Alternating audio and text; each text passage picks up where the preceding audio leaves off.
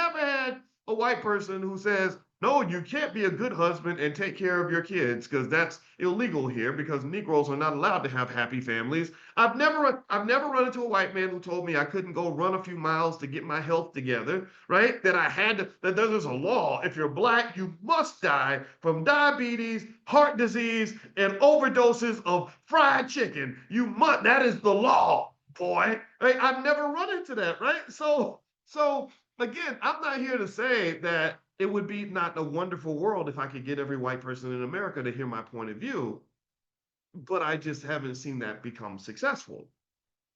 But what I have seen become successful is when black people embrace their point of view.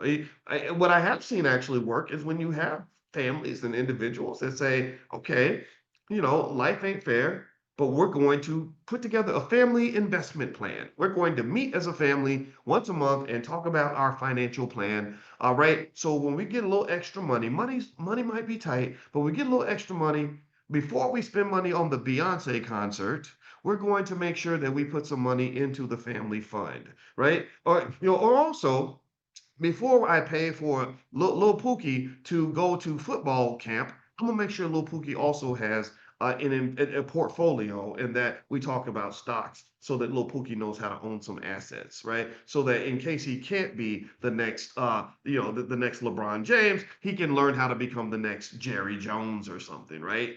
Who knows, right? So Jerry Jones owns the Dallas Cowboys, right? So maybe there is a pathway where we say, okay, what do we just take what we got and just plan with that mold that and turn that into something special, something that we can use in order to win. And that's pretty much what I aim for, right? I really want to encourage you to never undervalue the significance of the little wins in your life.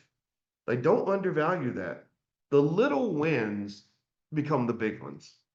The little win, like I bought stock for the first time. I'm the only person in my family who's ever done it. That seems little. It doesn't seem like a big deal. You might have bought $8 worth of stock, but that's huge. That's the beginning of something huge.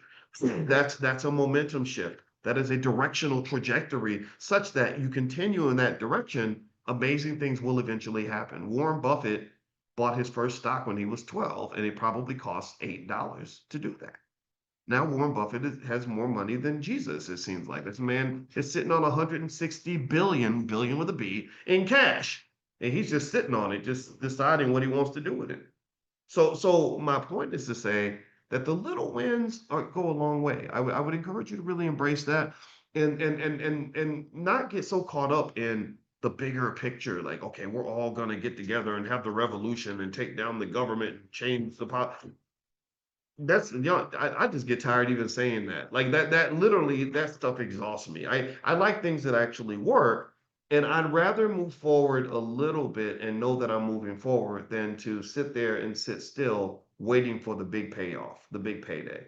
Okay? So keep making the little moves. The little moves are everything. I encourage you to remember that. Now, before we move on, what I want to do actually is I want to talk about dividends today. That was actually my plan. This is I had a conversation this morning, true story, with my biological sister. When I say my biological sister, whenever somebody says I talk to my biological sister or my biological mom, you know that there's a story behind that, right? When I heard Sha'Carri Richardson say, that I was smoking weed because of the death of my biological mother, I said, oh, so that means she wasn't your real mother.